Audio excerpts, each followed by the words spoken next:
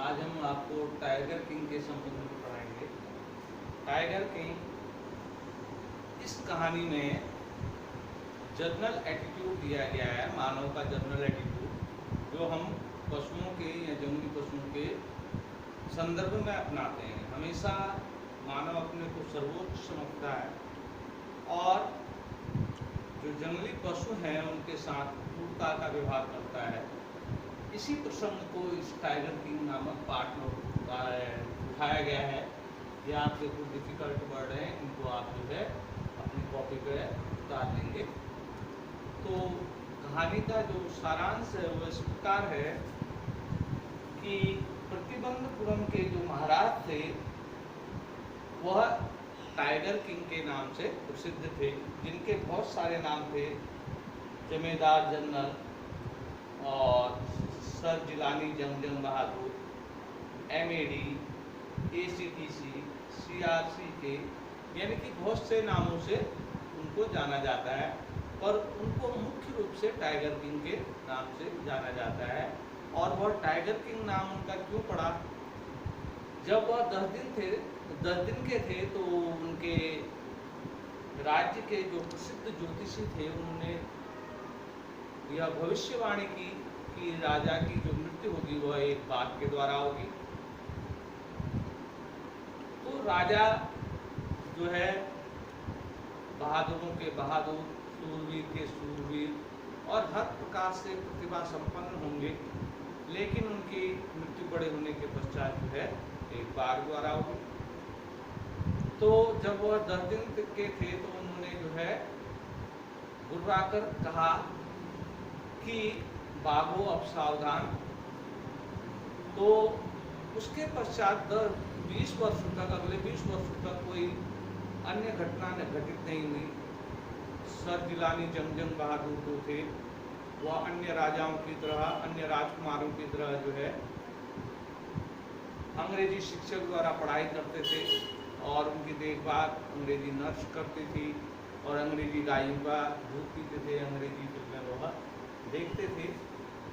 पर धीरे धीरे क्या हुआ, 20 वर्ष के जब वह हुए और उनके हाथ में राज सिंहासन आया, तो उन्होंने राज्य में वह जो उनके बचपन में की गई भविष्यवाणी थी वह अब भी जो है राज्य में कुछ लोग कहते थे तो वह उनके कानों पर पड़ी।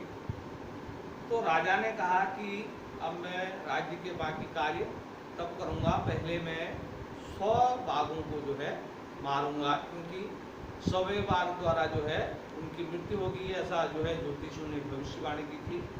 तो वह एक बार शिकार पर निकल गए। उन्होंने लगातार जो है अपने राज्य में बाघों का शिकार किया। इस प्रकार जो है लगभग 70 बाघ उन्होंने मार गिराए। अब उनके राज्य में जो है बाघ लगभग खत्म हो गए। तो उन्होंने अपने मंत्री को बुलाया और उनसे परामर्श किया और उनसे कहा कि एक ऐसे राज्य को ढूंढो जिस राज्य में राजकुमारी हो और उस राज्य में जो है बाघों की संख्या बहुत अधिक हो, ताकि जब भी मैं अपने ससुराल जाऊं तो वहाँ बाघों का शिकार कर सकूं। तो एक ऐसी कन्या को ढूंढा गया और उनसे उनकी शादी विवाह संपन्न हुआ। अब राजा प्रत्येक बार जब भी ससुराल जाते थे तो हर बार 3 या 4 जो है बाघों को मारते थे। इस प्रकार उन्होंने जो है 99 बाघ जो है आसानी से मार दिए।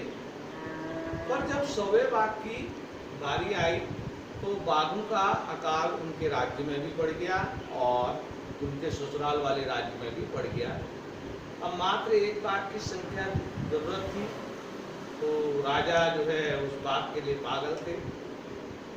तो तभी अचानक एक पहाड़ के नजदीक स्थित गांव से उनके राज्य में जो है सूचना आई कि उनके गांव से जो है बकरियां प्रायः गायब हो रही हैं।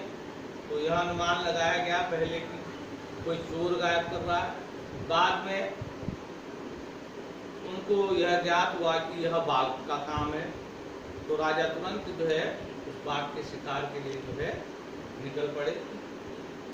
अब जब वह बाघ के लिए निकले तो बाघ भी गायब हो गया। अब उनका धीरे धीरे उनका गुस्सा चरम सीमा पर पहुंच गया, क्योंकि वह बाघ उनको मिल नहीं रहा था और राजा ने जो है उस जंगल को छोड़ने के लिए, उस गांव को छोड़ने के लिए मना कर दिया जब तक कि वह उस अंतिम 100वें बाघ का शिकार नहीं कर लेते।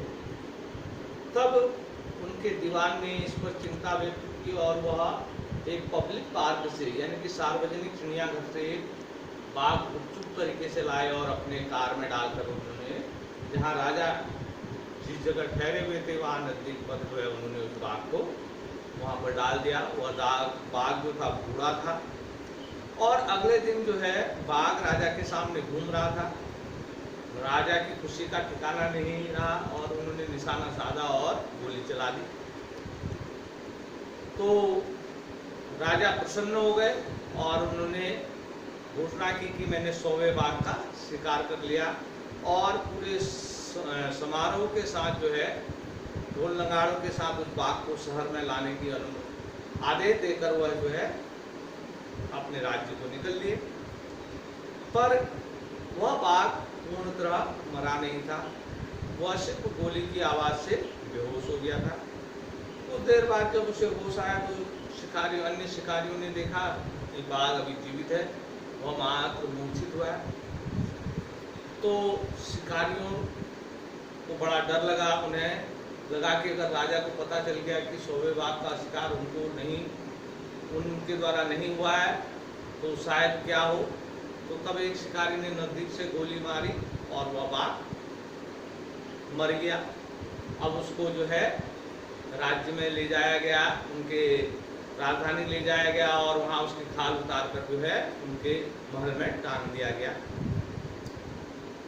अभी तक राजा जो थे अपने इस शेर को मारने के कार्य में ही व्यस्त थे, तो अपने घर को और अपने महल को, अपने राजकीय कार्यों को वह समय नहीं दे पाए थे। अब उनके लड़के का तीसरा जन्मदिन था, तो वह अपने लड़के को लेकर जो है वहाँ शॉपिंग मॉल में गए और वहाँ जो है उसके लिए उचित उपहार देखने लगे।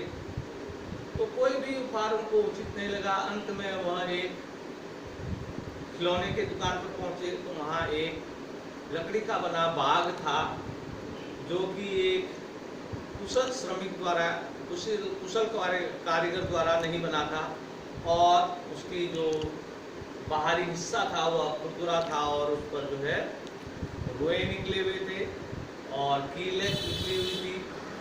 तो राजा ने उसको उचित दाम देकर खरीदा और दिन भर पिता पुत्र जो है उस खिलौने से, लकड़ी के खिलौने से खेलते रहे और उसी खेल में उनकी बाएं भुजा में जो है उस खिलौने की कील चुभ गई, फांस चुभ गई और अगले ही दिन राजा ने जो है उस फांस को अपने दूसरे हाथ से खींचकर बाहर निकाला और अगले ही दिन जो है वह फांस जो है बड़ी फांस चुभी हुई जगह जो है बड़ी बुरी हालत में हो गई और वह नासूर बन गया, उससे पस निकलने लगा।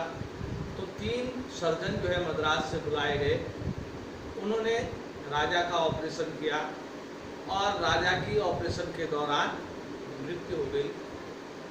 तो इस प्रकार जो है 100वें बाघ ने जो है राजा से अपनी हत्या का प्रतिशोध लिया। यही इस पाठ का सारांश है और ये कठिन वर्ड आप उतार लेंगे और जो बाकी आपके इसके प्रश्न उत्तर हैं वह कल कराएंगे। धन्यवाद।